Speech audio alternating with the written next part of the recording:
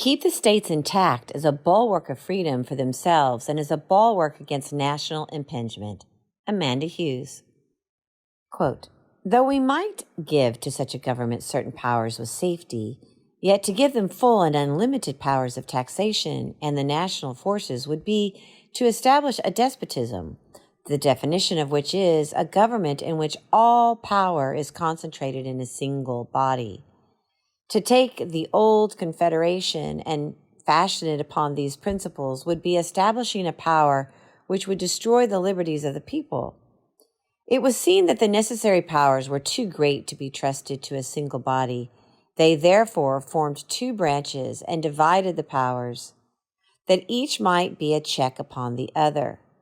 The state governments possess inherent advantages which will ever give them an influence and ascendancy over the national government and will forever preclude the possibility of federal encroachments.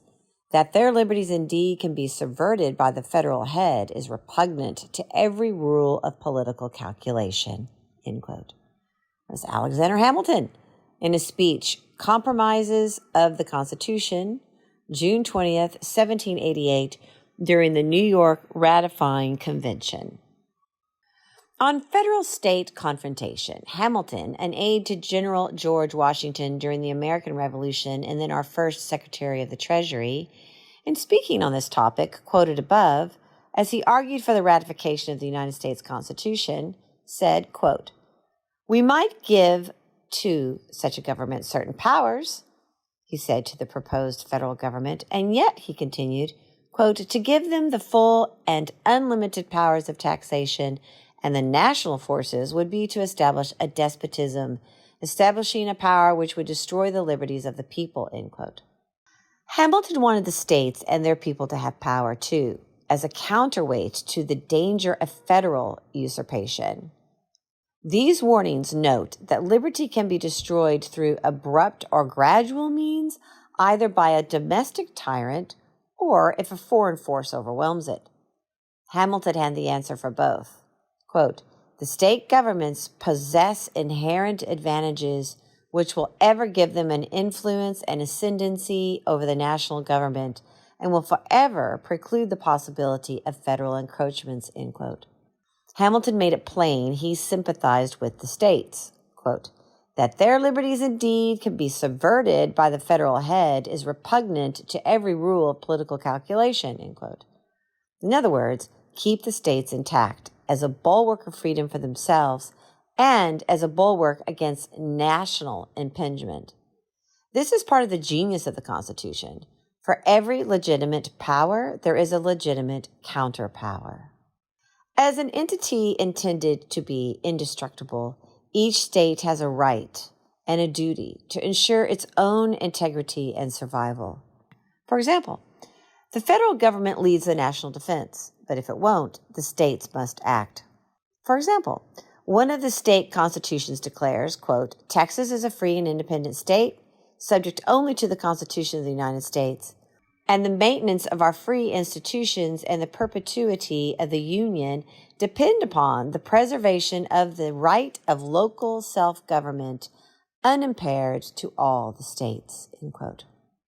Additionally, if the federal government attempts to centralize, for example, law enforcement, education, differing circumstances affecting city or county funding, or regulatory needs from state to state, then local control can be usurped of its most basic foundations for maintaining self-government and accountability.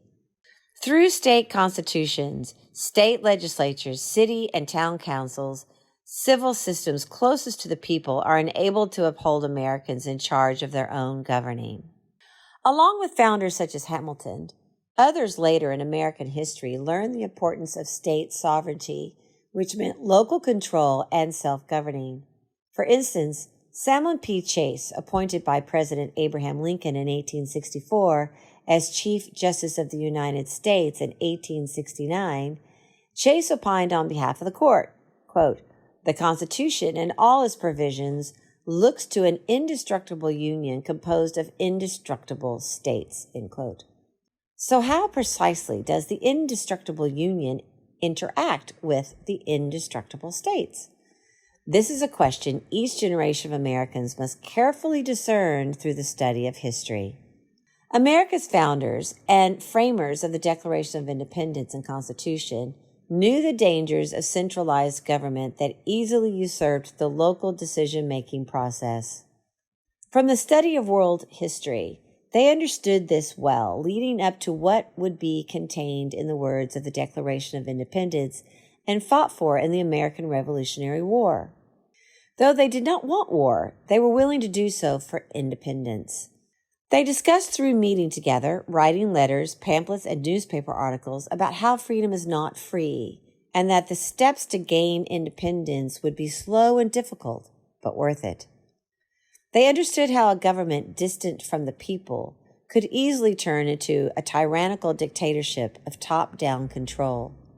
From the perspective of America's founders, framers of the Declaration of Independence and eventually the United States Constitution, it was far better to protect local decision-making that would not remove self-governing from the people than to allow centralization of government to take root.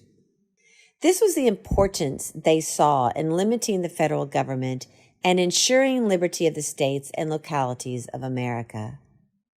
This understanding was more stark to them each day of work it took to gain their independence from Great Britain and eventually form a different type of government.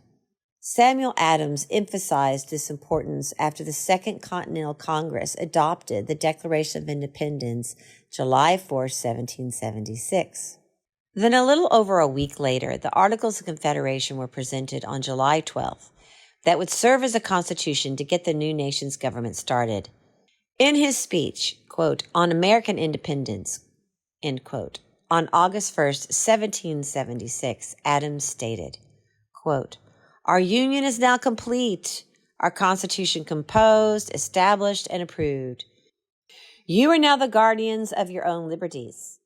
We may justly address you as the decemviri did the Romans and say, quote, nothing that we propose can pass into a law without your consent.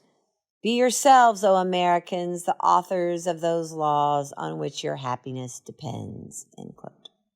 The ideas that animated the debate over the United States Constitution nearly a quarter millennium ago are as alive today as today's headlines. The principle of distinguishing between the purpose of federal and state governments cannot be overstated. Maintaining the Union through preventing federal encroachments on the states and individual Americans is vital to the foundation of self-governing and independence. Legal and political issues that threaten the ability of the states to maintain local control continually prove the Constitution so relevant and urgent for American citizens to understand and apply. Today's guest essayist is Amanda Hughes, and Amanda Hughes serves as our 90-day study director for Constituting America, and Amanda does a superb job. I am Janine Turner, founder of Constituting America. I and Kathy Gillespie, Constituting America's CEO, thank you for joining us for our 13th annual 90-day study. Our annual studies are entitled 90 plus 90 equals 180. History holds the key to the future because history does hold the key to the future, or as Shakespeare said, the past is prologue. Join us tomorrow. Right back here, same bat channel, same bat time for those of you who are as old as I and watched Batman, the TV show. Don't forget to check out our essays on American exceptionalism. It's our study from last year. If you go to the constitutingamerica.org and scroll down, you'll see the studies and you'll see a little red button that says American Exceptionalism Study. Really good, so that we have 90 days of 90 tools in our toolbox so that we can have a really good civil civic conversation about why America is exceptional.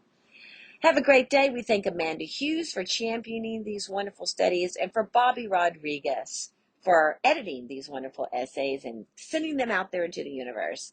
Have a wonderful day.